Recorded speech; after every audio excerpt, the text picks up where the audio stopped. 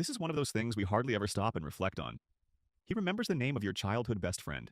He noticed when you changed your perfume. He laughed at a joke you made 2 months ago and brought it up again last week.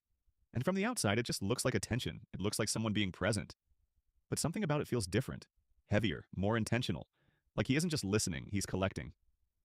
So what makes the mind of someone who becomes obsessed with you so different from everyone else? Because the truth behind it changes everything you thought you knew about what it means to be truly seen. Quick one. If you like content that breaks down real human behavior, follow for more. And if this hits, drop scene in the comments. Now let's get into it. But the reality is very different from what most people believe. Most people think obsession is dangerous, something to run from, a warning sign. But psychologists draw a clear line between destructive obsession and what they call limerence, a state of intense involuntary romantic focus, first identified by psychologist Dorothy Tenoff. It's not a choice, it's not a flaw, it's a neurological state. Helen Fisher's brain imaging research showed that people in states of intense romantic attachment show the same dopamine activation as someone in the grip of a compulsion. His brain isn't malfunctioning, it's just decided you matter more than everything else. Here are 4 patterns that consistently show up when someone is truly obsessed with you. The first is effortless recall. He remembers things you forgot you said. Small details, offhand comments. The specific way you described something once. Neuroscientist James McGaugh found that emotionally significant experiences dramatically strengthen memory consolidation. When someone is obsessed with you, your words don't fade. They get stored like they matter. Because to him, they do. The second is presence over performance.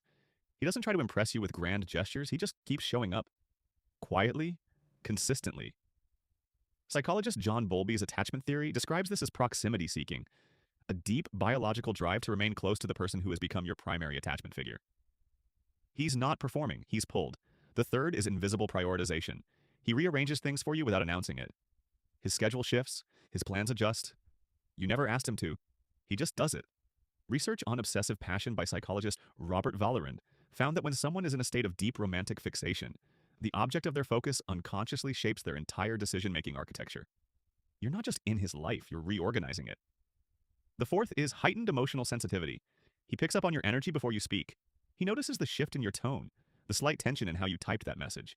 Daniel Goleman's work on emotional intelligence shows that intense attachment sharpens interpersonal sensitivity dramatically. He's not prying, he's attuned. His nervous system has learned the frequency of yours, and maybe that changes the way you see people entirely.